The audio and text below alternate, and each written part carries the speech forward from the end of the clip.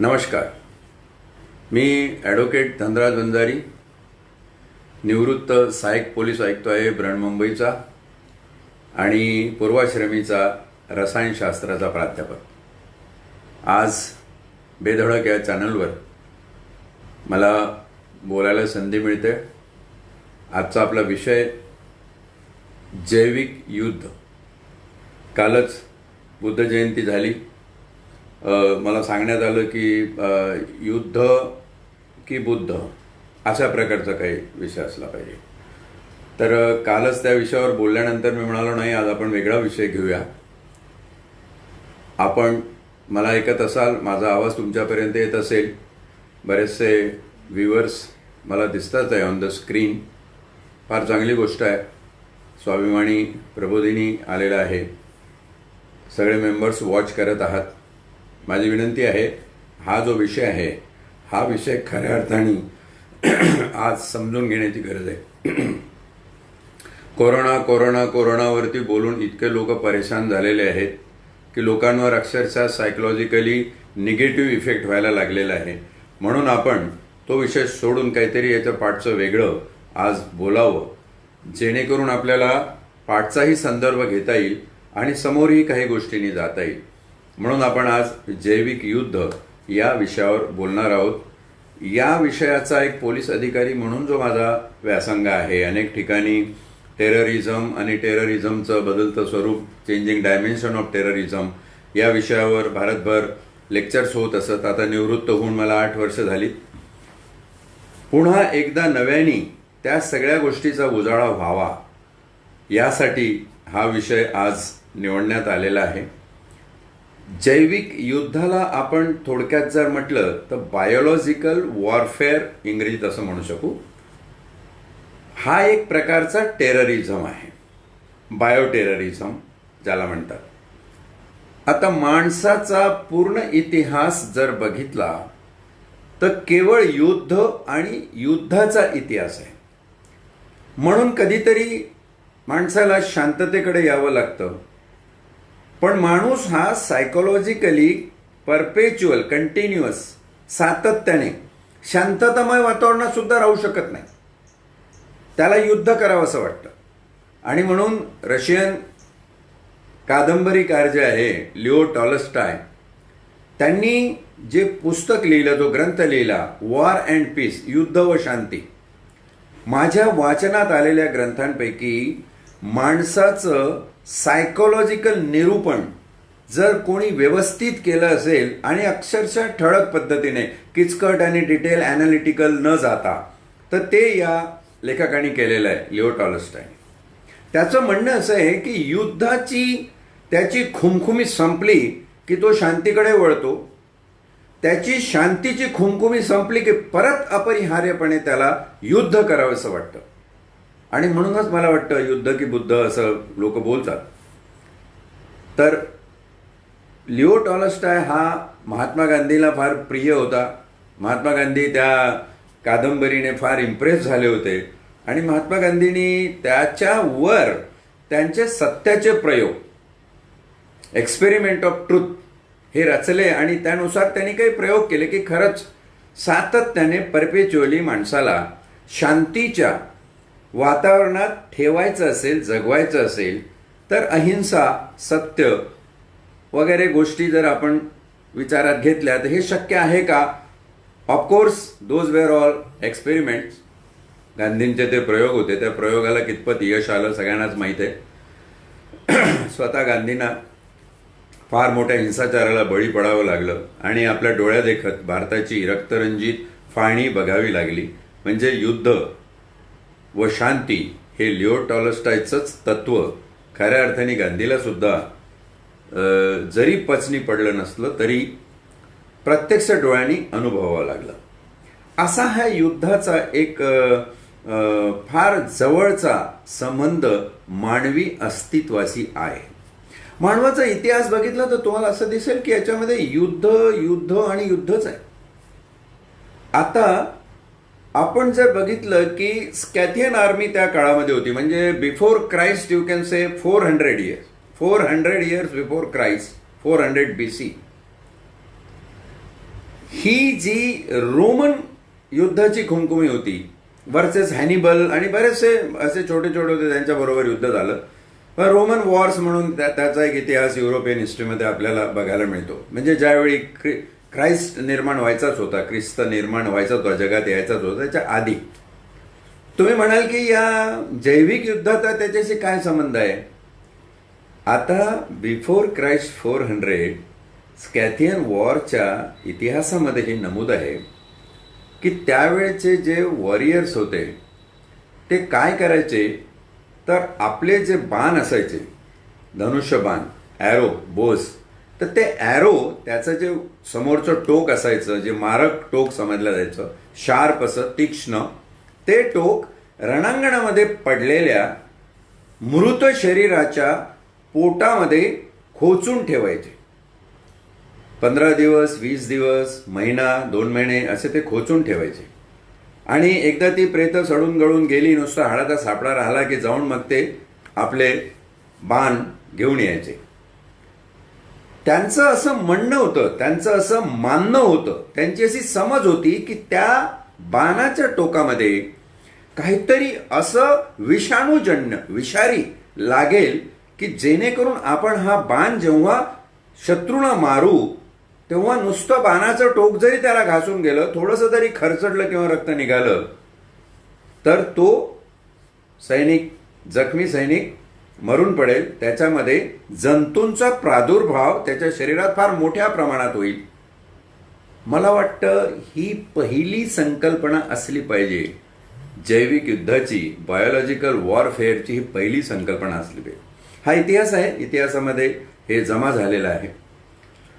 दुसऱ्या महायुद्धानंतर फार मोठी एक झेप जैविक युद्धाच्या बाबतीत जर कोणी घेतली असेल तर ती जपाननी घेतलेली आहे. जपान हा दुसऱ्या महायुद्धात जगातला सगळ्यात जास्त पोळून निघालेला देश. नागासाकी, हिरोशिमा आपण सगळ्यांनी इतिहास वाचलेला आहे, माहीत आहे. सर्वात जास्त जर कोणाला त्या ठिकाणी उपद्रव सहन करावा लागला असेल युद्धाचा, तर तो जपानला सहन करावा लागला. आणि भूतोन भविष्य म्हणजे कधी कोणाला कल्पना नव्हती. आता जसं कोरोनाचं संकट आलं, कोणालाच काही कळत नाही, कोणाला काही कल्पना नव्हती. त्यावेळी ॲटम बॉम्ब पडल्यानंतर रेडिओ ॲक्टिव्ह किरणोत्सर्ग होऊन काय काय प्रकारचा विनाश होऊ शकतो हे कोणालाच माहीत नव्हतं. आणि जेव्हा हे घडलं तेव्हा जपाननी अनेक वर्ष ते भोगलं, जपानच्या येणाऱ्या पिढ्यांनी भोगलं. तिथं एक त्यांना महत्त्वाचं सूत्र गवसलं की ॲटॉमिक बॉम्बनी माणसांच्या जैविक सूत्रामध्ये काही म्युटेटिव्ह चेंजेस झालेले आहे. आणि ते चेंजेस असे आहे की त्यांना पिढ्यानपिढ्या एका विशिष्ट प्रकारच्या रोगाला बळी पडावं लागेल. एक प्रकारचं अपंगत्व, अधूत्व त्यांना त्या प्रकारच्या ॲटॉमिक बॉम्बच्या उत्सर्गाने प्राप्त झालेलं त्या देशाने बघितलं. आणि मला वाटतं ज्याला जास्त झळ पोचते तोच त्याच्यामागे जास्त लागतो. आणि म्हणून जपाननीच WMD, weapon of mass destruction, असं हत्यार की जे लाखो करोडोच्या संख्येने लोक मारू शकतं याचा विचार करायला सुरुवात केली. अर्थातच त्यांनी ॲटम बॉम्बचा विचार केला नसेल का, केला असेल, पण ॲटम बॉम्बचे जे दूरगामी परिणाम त्यांनी बघितले. आणि बुद्ध होताच तिथे जपानमध्ये, बुद्धाची शिकवण होतीच, तर त्यांनी असं ठरवलं की इतक्या दूरधरपणे हे सगळं केल्यापेक्षा आपण दुसरं काही करू शकतो का. आता बुद्ध तसा शांतीचा दूत, कोणी मिसअंडरस्टँड करू नका की बुद्ध जर आहे तर त्याच्यातून युद्ध कसं निर्माण होईल, पण त्यातल्या त्यात एक सॉफ्ट टार्गेटिंग कसं असावं त्याचा विचार मला वाटतं जपाननी केला असावा. आणि जपाननी सगळ्यात जास्त संशोधन बायोलॉजिकल वॉरफेअरच्या दृष्टीने केमिकल वेपन्स बनवण्यामध्ये खर्ची घातलं. खूप रिसर्च त्यांनी त्याच्यावर केला. आणि तो रिसर्च करताना त्यांच्या असं लक्षात आलं की केमिकलपेक्षा एखादा धूर सोडून एखादं केमिकल, ज्याच्यासाठी आपण आता बघू पुढे भोपाल गॅस ट्रॅजेडी वगैरे हे सगळं, ते केल्यापेक्षा त्यांच्या असं लक्षात आलं की आपण जर तसे मायक्रो ऑर्गॅनिझम निर्माण केले, त्यावेळी ज्ञात असलेला मायक्रो ऑर्गॅनिझम म्हणजे बॅक्टेरिया होता. आणि लुईस पाश्चर नावाचा जो केमिस्ट संशोधक आहे, ज्याचं नाव जगभरात घेतलं जातं, तो 1822 ते 1895 या काळात जगला. लुईस पाश्चर हा असा बायो सायंटिस्ट आहे, जैववैज्ञानिक आहे, की ज्याने बॅक्टेरिया आणि बॅक्टेरियाहूनही मायक्रो लेवलला व्हायरस निर्माण केला जाऊ शकतो याचा शोध लावला. अर्थात हे 19व्या शतक आहे, 1822 म्हणजे तुम्ही विचार करू शकता की त्यावेळी काय प्रकार झाला असेल, कशा प्रकारे हे सगळं होत असेल. आणि हे घडत असताना तुम्हाला नंतर दिसेल की लुईस पाश्चरचं जे संशोधन ते जरी पॉझिटिव्ह साईडला होतं की शरीरामध्ये अनेक असे बॅक्टेरिया आहेत ज्या बॅक्टेरियावर पूर्ण शरीर काम करतं, डायजेशनपासून तर पूर्ण रक्तभिसरणापर्यंत. त्या सगळ्या शारीरिक फंक्शन्समध्ये, शारीरिक कार्यामध्ये, अॅनाटॉमीमध्ये बॅक्टेरिया हा फार चांगला रोल. त्याचप्रमाणे बॅक्टेरिया जर आपण निगेटिव्ह साईडला वापरला तर त्याच्यातून विषही निर्माण होऊ शकतं, त्याच्यातून अनेक रोग निर्माण होऊ शकतात आणि त्या रोगातून आपण अनेक प्रकारचे उत्पात मानवी जीवनात युद्धजन्य उत्पात घडून आणू शकतो. हे त्याच्या लक्षात आलं त्यावेळी. आणि लुईस पाश्चरचं संशोधन हे नंतर जर्मनीच्या हिटलरनी ही जैविक युद्ध सामुग्री, जैविक अस्त्र आपण याला म्हणू, बायोलॉजिकल वॉरफेअर, हे निर्माण करण्यासाठी वापरलं. आता आपला याच्यावर विश्वास बसणार नाही. आपल्याकडे युद्ध म्हणजे समोरासमोर लढणं, तलवार, शिवाजी महाराज, बंदुका, ब्रिटिश आणि आताचं काय ॲटॉम बॉम्ब वगैरे इथपर्यंत जातं. पण या केमिकल आणि बायोलॉजिकल वॉरफेअरमध्ये ज्या प्रमाणात जगभरात मोठं संशोधन झालेलं आहे आणि हे संशोधन या मायक्रो ऑर्गॅनिझम, आता तर जेनेटिकली मॉडिफाईड ऑर्गॅनिझम यायला लागलेले आहेत, तेही आपण पुढे बघू, पण मायक्रो ऑर्गॅनिझम लेवलला गेलेला आहे. मग तुम्ही म्हणाल की याला तर्क काय, याला इतिहास काय, याचं कुठं लिखाण आहे का, हे कुठं सांगितलेलं आहे का, कारण आपल्याकडे लगेच लोक पुरावा मागायला तयार होतात. तर हे बघा, मी केमिस्ट होतो, केमिस्ट्रीचा प्राध्यापक होतो, त्याच्यानंतर पोलीस ऑफिसर झालो, 35 वर्ष मी पोलीस अधिकाऱ्याची नोकरी केली, युनो आंतरराष्ट्रीय पोलीस अधिकारी म्हणून युरोपमध्ये काम केलं आणि 26/11 जे कप परेडला घडलं त्या पोलीस स्टेशनचा प्रमुख मी त्यावेळी होतो. या सगळ्या गोष्टी मला उद्युक्त करत होत्या की कुठेतरी हे बघायला पाहिजे, याचा अभ्यास केला पाहिजे, हे सांगितलं गेलं पाहिजे, जाणलं गेलं पाहिजे नेमकं काय आहे. तेव्हा माझ्या लक्षात आलं की ज्या गोष्टीला कसलाच कधी पुरावा नसतो, तो पुरावा नसणं म्हणजेच पुरावा होतो. किंबहुना आपल्याकडे त्याचं सत्य येत नाही, कारण सत्यावर दुसऱ्या गोष्टीची आवरणं अशी टाकलेली असतात की हे काहीतरी दैवी आहे आणि हे काहीतरी प्रकोप आहे आणि त्यासाठी जबाबदार कोण आहे, परत धर्मशास्त्र. त्यासाठी जबाबदार तुम्ही आहे, कारण तुम्ही पाप केली असेल. मग तो म्हणतो, अरे बाबा मी या जन्मात तर काहीच पाप नाही केली, मग या जन्मात नाही मागच्या जन्मात केली असतील म्हणून हे तुझ्या नशिबी आलं, हे दैवी. आता हे दैवीचा मोठा चमत्कार आहे, तुमच्या लक्षात येईल मी हा शब्द का वापरला. टीका टिप्पणी सोडून द्या. पण ज्यावेळी जगभरात आणि विशेष करून भारतामध्ये प्लेगची साथ आली, तुम्ही विचार करा त्याचा, ज्या काळात ते घडलं त्या काळामध्ये प्लेगनी असंख्य लोक मेली, करोडोच्या संख्येने लोक मेली. मला एक थोडंसं पोलिसी नजरेने संशयाने या घटनेकडे बघावंसं वाटतं की केवळ 1000 ब्रिटिश सैनिकांना ईस्ट इंडिया कंपनीच्या काही करोड लोक असलेला भारतखंड जर ताब्यात ठेवायचा असेल तर इथल्या लोकांना झरझर करावं लागेल, इथल्या लोकांना नमोहराम करावं लागेल, इथल्या लोकांना अपंगत्व आणून कुठेतरी मानसिकदृष्ट्या गुलाम करावं लागेल. आणि त्यासाठी माझा असा दावा आहे की हे जैविक हत्यार प्लेगच्या नावाखाली वापरलं गेलं आणि त्यामध्ये असंख्य भारतीय मृत्युमुखी पडले. तुम्हाला जनरल रायन साहेबांचा चाफेकर बंधूंनी केलेला खून आठवत असेल. त्या इतिहासात तुम्ही बघितला तर कुठंतरी हा राग ब्रिटिशांच्या विरुद्ध होता. अर्थात त्यावेळी काही साधनच नव्हती, लॅबोरेटरी नव्हती, सायन्स नव्हतं, डेव्हलप नव्हतं आणि भारत तर अजिबातच डेव्हलप नव्हता की काहीतरी स्वतःचं संशोधन करून निर्माण करून काढेल, म्हणून शक्यच नव्हतं. म्हणून लोक दैवी. त्याच्यानंतर काळा ताप, ब्लॅक डेथ, काळा मृत्यू, काळा ताप. अचानक काहीतरी ताप येतो, त्या तापाने माणूस मरतो. हे दैवी आहे. लोक लगेच गावातले असे काही मरायला लागले, गाव सोडून जायचे, सांगायचे ते पापी लोक होते, मेले, आपण पुण्यवान आहोत वगैरे वगैरे धर्मभोळ्या संकल्पनांनी आपल्याला वेढून ठेवलेलं होतं. त्यानंतर स्मॉल पॉक्स.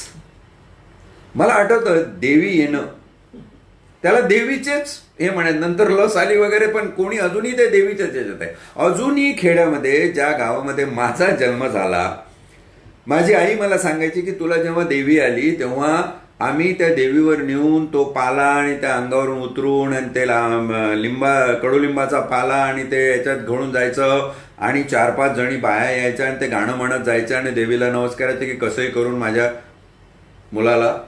मुलीला वाचव.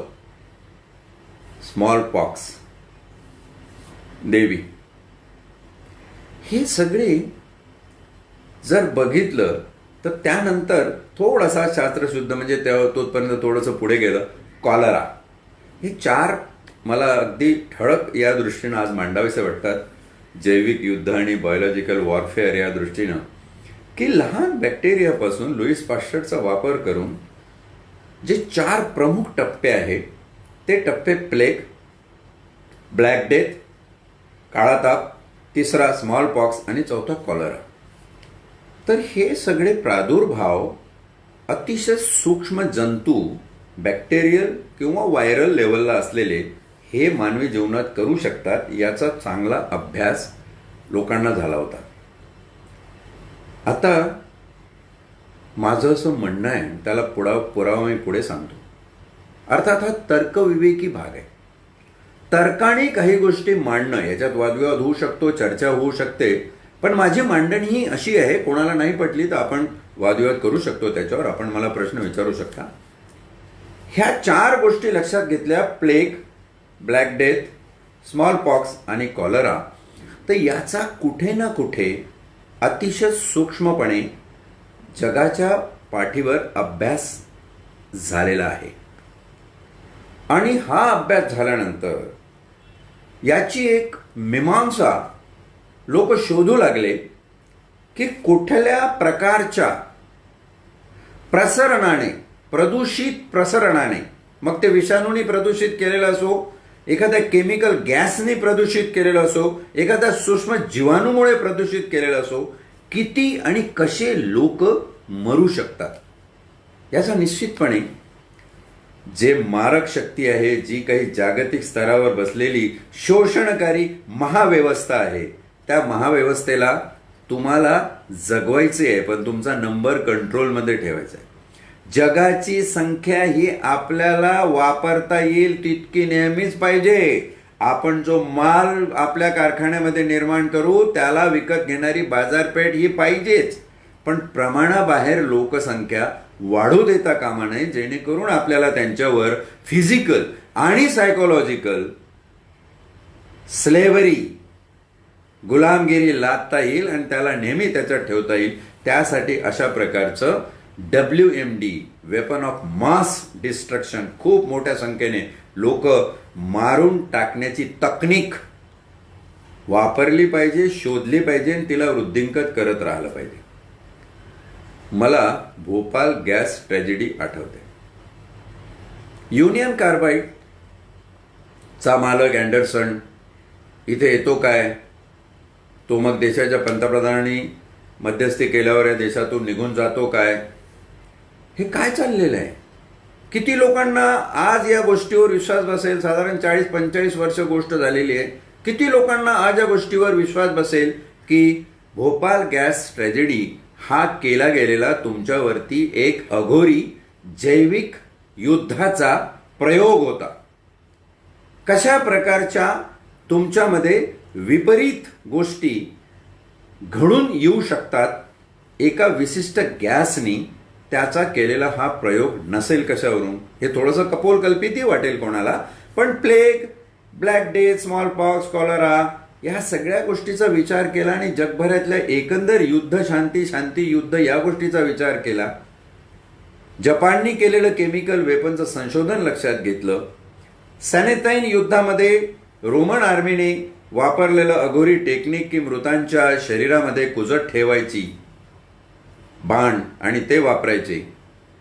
चंगीज खानानी, मुघल अंपायरचा जो किंग चंगीज खानाने सुद्धा अशा प्रकारचे जैविक प्रयोग काही केलेले आहेत. याचे सुद्धा कुठेतरी छुटपुट दाखले तुम्हाला इतिहासामध्ये सापडतील. पण लुईस पाश्चरच्या संशोधनानंतर याला एक तर्कशुद्ध वैज्ञानिक रूप प्राप्त झालं आणि ते मानवतेच्या उत्कर्षासाठी जसं वापरलं गेलं तसंच मानव वंशाच्या विध्वंसाला सुद्धा ते वापरलं जाऊ शकतं. याच्यावर माझा विश्वास आहे. तुमचा कोणाचा बसत नसेल तर मला क्षमा करा. आपण जेव्हा भोपाल गॅस ट्रॅजेडी बघतो आणि त्याचा एकंदर विचार करतो, त्याच्यातले जे अफेक्टेड लोक आहेत, ज्यांना त्याचा सगळा त्रास झालेला आहे, त्या लोकांना अजूनही त्याचा पूर्ण मोबदला मिळालेला नाही. काही केसेस अजूनही चालू आहे. सुप्रीम कोर्टामध्ये अजून केसेस चालू आहे. आणि काय होणार आहे आता? 2 पिढ्या गेल्या, तिसरी पिढी आलेली आहे. तिसरी पिढी तो नातू सांगतो 10-12 वर्षाचा. मध्यंतरी भोपाळला एकदा गेल्यावर एका मुलाशी बोललो. तो एक 12-1 वर्षाचा शाळेतला मुलगा होता. माझे आजोबा त्या भोपाळ याच्यामध्ये गेले होते. पिढ्याने पिढ्या बदलत जातात, लोक विसरतात, लोकांना विसर पडतो, पण याचा साकल्याने विचार कोणी करत नाही. पण मला वाटतं कधीतरी या जैविक युद्धाचा सखोल असा चिंतनात्मक विचार झाला पाहिजे. अर्थात याला सायंटिफिक एव्हिडन्स ही तेवढेच महत्वाचे आहे. त्याचाही आपण नंतर विचार करू. त्यानंतर तुम्हाला दिसेल की स्वाईन फ्लू आला, चिकनगुनिया आली, डेंग्यू आला, अशा बऱ्याचशा गोष्टी येत राहिल्या, जात राहिल्या. आता कोरोना आला, कोरोना पण येईल आणि कोरोना सुद्धा जाईल. त्यानंतर मध्यंतरी HIV, एड्स हे सुद्धा आलं. बलबीर पाशा का क्या होगा म्हणून मोठे पोस्टर्स लावले. बलबीर पाशा कोण? कधीच कोणाच्या बापाने बघितला नाही बलबीर पाशा कोण होता.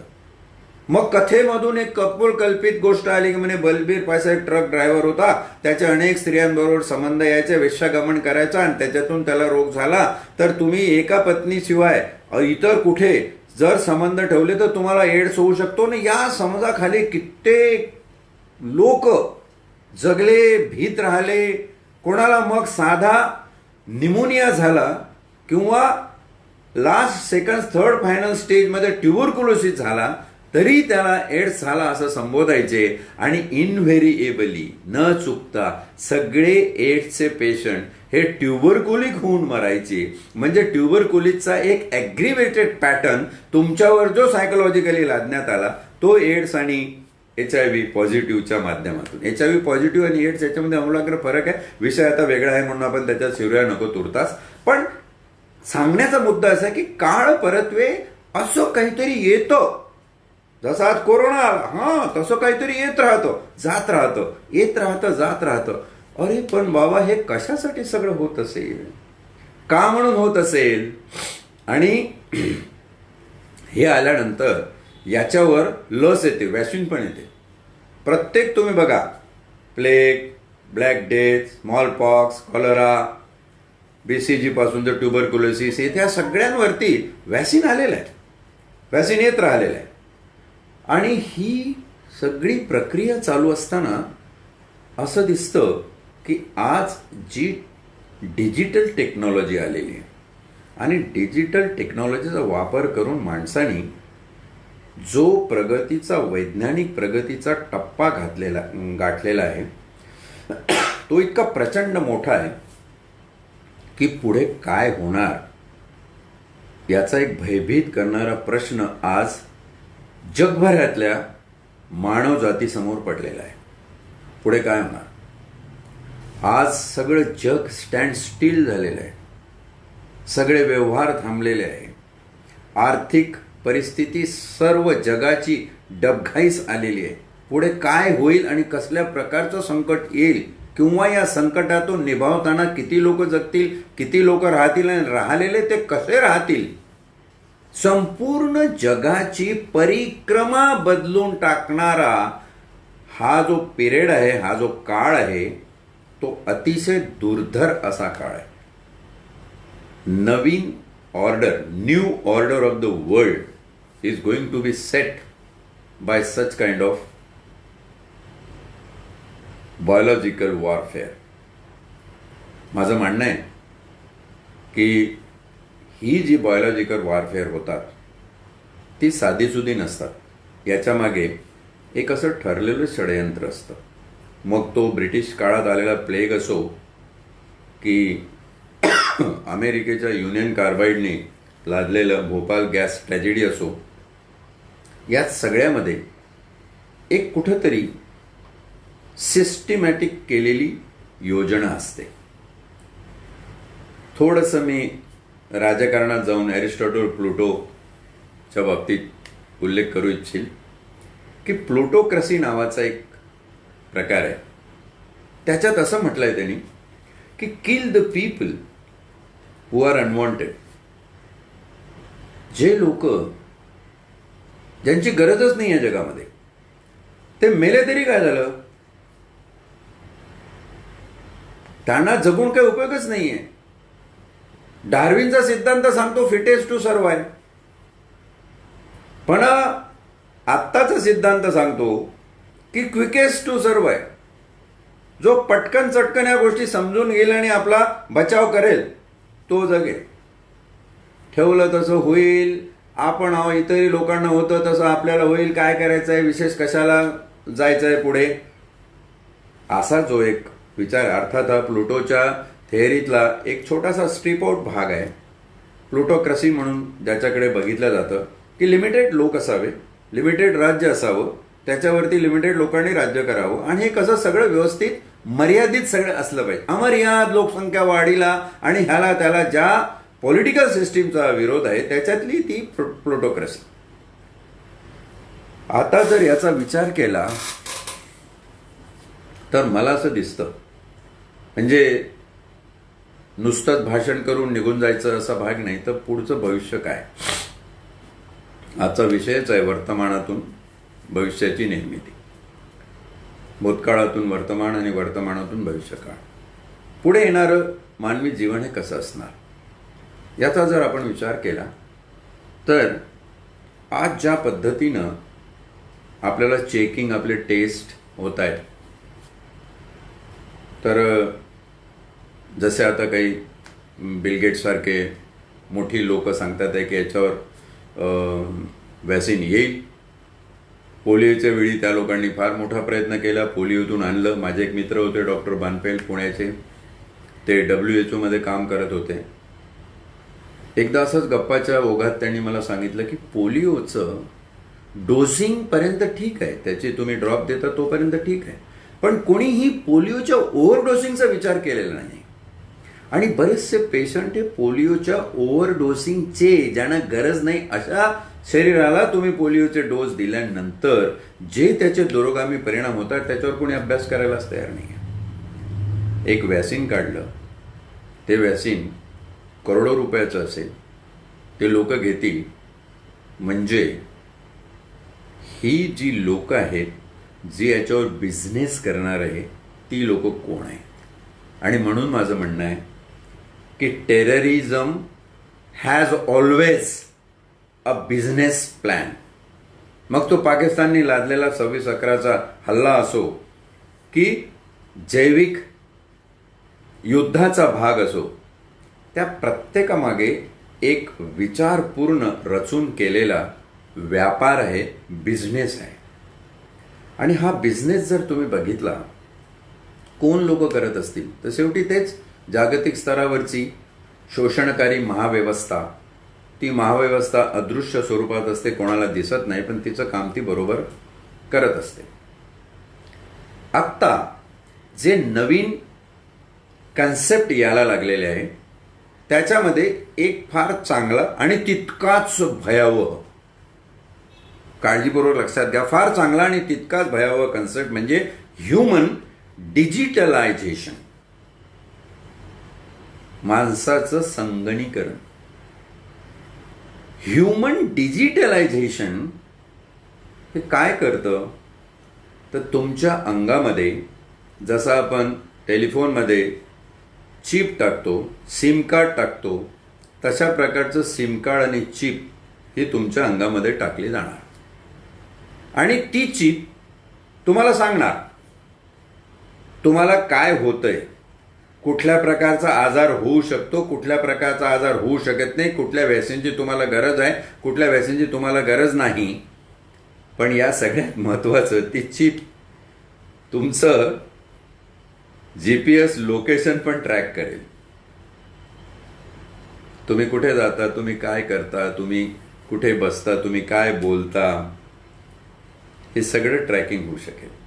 आणि मला तर वाटतं या अघोरी शक्तीचा हा डाव आहे की माणूस जातीला कायमस्वरूपी गुलाम करून सोडायचं. त्याचंच गोंडस नाव आहे ह्युमन डिजिटलायझेशन.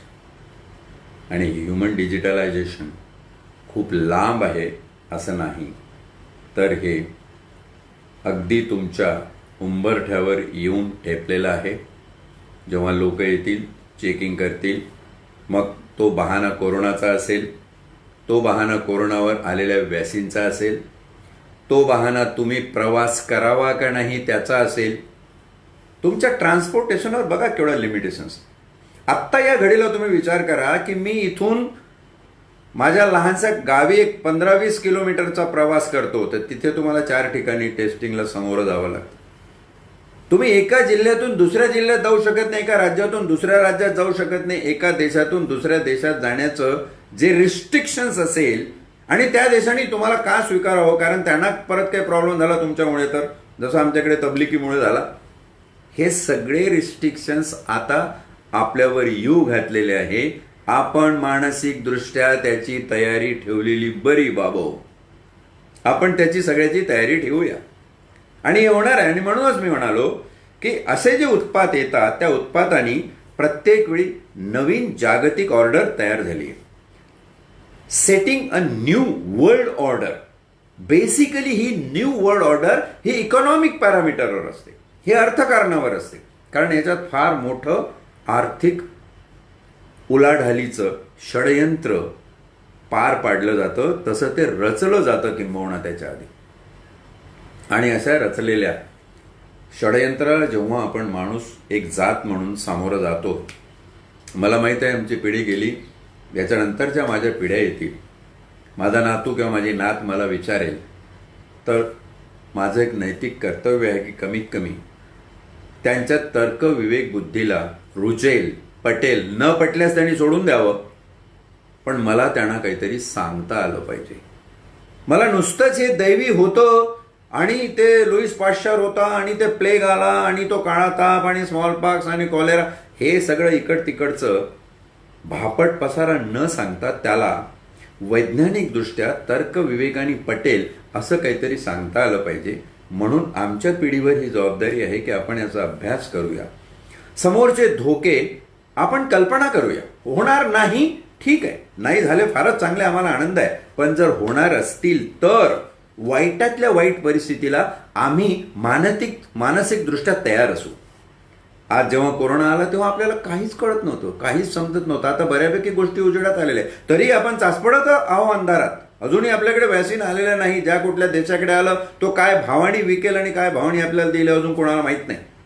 या सगळ्या दुर्धर परिस्थितीमधून जात असताना आपण काही शाश्वत मूल्यांचा विचार नक्की करायला पाहिजे की हे सगळं जे होतं ते नुसतंच दैवी म्हणून होतं की याच्या मागे काहीतरी षडयंत्र आहे. आणि आपण, माझी एक सवय आहे नेहमी षडयंत्र हा शब्द वापरायची, हा भीतीवाचक शब्द म्हणून घेऊ नका. परंतु जर असं असेल तर आपण मानसिकदृष्ट्या तयार असलं पाहिजे, एवढंच मला या निमित्ताने सांगायचं आहे. आणि महत्त्वाचं असं की ह्युमन डिजिटलायझेशन हे होऊ घातलेलं आहे. या जैविक युद्धाचा, बायो टेररिझमचा, बायोलॉजिकल वॉरफेअरचा हा एक अपरिहार्य प्रॉडक्ट आहे, बाय प्रॉडक्ट आहे. आणि हे आपल्याला सहन करावंच लागेल, निभवावंच लागेल. आणि याच्या सोबतच आपल्याला उर्वरित आयुष्य जगावं लागेल. आणि म्हणून माझी विनंती आहे, आज जे कोण या बेधडक चॅनलवर माझं हे तुटकं फुटकं भाषण ऐकताय, किमान पक्षी मनामध्ये माझ्या सांगितलेल्या गोष्टींचा फक्त विचार करा. डोमेस्टिक क्राईम फार मोठ्या प्रमाणात वाढतोय. पोलीस अधिकारी, निवृत्त पोलीस अधिकारी म्हणून माझ्यासाठी अतिशय चिंतेची बाब आहे. अनेक टी व्ही चॅनलवर मी होम मंत्रीला, आपल्या गृहमंत्रालयांना विनंती केली की ह्याच्यावर तुम्ही आजपासून प्रोग्राम तयार करा. कारण जेव्हा प्रचंड गरिबी आणि घरातल्या वातावरणातून कलह निर्माण होतील, मनात कायम वाढणार आहे. शाळेसाठी जी परिस्थिती असेल तर आपल्याला होम स्कूलिंग सारखा कन्सेप्ट आता विचार करायला पाहिजे. घरातल्या घरातच स्कूलिंग झालं पाहिजे. आपण जे कॉन्फरन्सनी सगळं आजकाल कामं करतो, तर त्याच कॉन्फरन्सचा वापर करून एक केंद्र निर्माण करून एका एरियामध्ये, प्रत्येक घरामध्ये आपण मुलांना शिक्षणाची सोय, कॉम्प्युटर म्हणा, टी व्ही म्हणा, लॅपटॉप म्हणा, मोबाईल म्हणा, च्या माध्यमातून निर्माण करून देऊ शकतो. स्कूल हा कन्सेप्ट पुढे आपल्या आयुष्यात राहील की नाही मला माहीत नाही. असला तर मला आनंद आहे. स्कूल कॉलेज, मला सुद्धा या वयामध्ये मोह होतो स्कूल कॉलेजमध्ये जायचा. असला तर फारच आहे, पण त्याच्यामध्ये एक चेंज मात्र निश्चितपणे होणार आहे. आणि म्हणून होम स्कूलिंग हे आपल्याला ॲडॉप्ट केलं पाहिजे. त्याचप्रमाणे जे जॉब जाणार आहेत लोकांचे, त्याच्यामध्ये उगाच जॉबसाठी प्रयत्न करत राहण्यापेक्षा आपल्यातल्या अंगभूत गुणांमध्ये जे स्किल आहे ते डेव्हलपमेंट करून जर आपण एंटरप्रेन्योरशिपकडे, छोट्या मोठ्या उद्योग व्यवसायाकडे जाऊ शकलो तर ते जास्त चांगलं राहील. काही दिवसांनी आपल्याला असंही समजेल की जगभरातले थिएटर आणि सिनेमा हे कन्सेप्ट बंदच झाले आहे. तुमच्या टी व्हीवर अगदी नेटफ्लिक्सपासून तर अमेझॉनपर्यंत सगळ्या उपलब्ध आहेत, ते तुम्ही बघा. डार्विननी सांगितलं फिटेस्ट टू सर्वाय, पण आत्ताचं सोल्युशन आहे क्विकेस्ट टू सर्वाय. त्याच्यामध्ये किती क्विकली तुम्ही हे सगळे चेंजेस ॲडॅप्ट करता, त्यावर तुमचं सर्वायवल अवलंबून राहणार आहे. म्हणून adaptation is the key. Adaptation is the key. आणि हे सगळं जर मला ॲडॅप्ट करायचं असेल तर मला ही माहिती करून घेतली पाहिजे. त्याचप्रमाणे मला याच्यातनं सुसह्य असा मार्गसुद्धा काढता आला पाहिजे. आणि असा मार्ग ज्यावेळी निघेल, मला वाटतं निश्चितपणे मानववंश हा संपणार नाही. असे कित्येक आलेत दुःख, कित्येक आघात, पण त्यातून मानववंश हा अबाधित राहिला. क्विकेस्ट टू सर्वाय, फिटेस्ट टू सर्वाय होतं, त्याच्यामध्ये जो फिट नव्हता तो गेला. पण आता जो क्विक नसेल, क्विक कशाला? To adapt the changes. तुमच्या समोर इतके क्षणाक्षणाला चेंजेस येऊन तुमच्या उंबरठ्यावर बसलेले आहे. ते बदल जर तुम्ही स्वीकारले नाहीत, जेवढ्या लवकर तुम्ही स्वीकाराल तेवढी तुमची लाईफ ससेप्टिबिलिटी, जीवन जगण्याची दुर्दम्य इच्छा तुम्ही कमवाल, ती तुम्हाला कमवावी लागेल. आणि त्या पद्धतीनं आपलं पुढचं जीवन जे आहे ते व्यतीत करावं लागेल.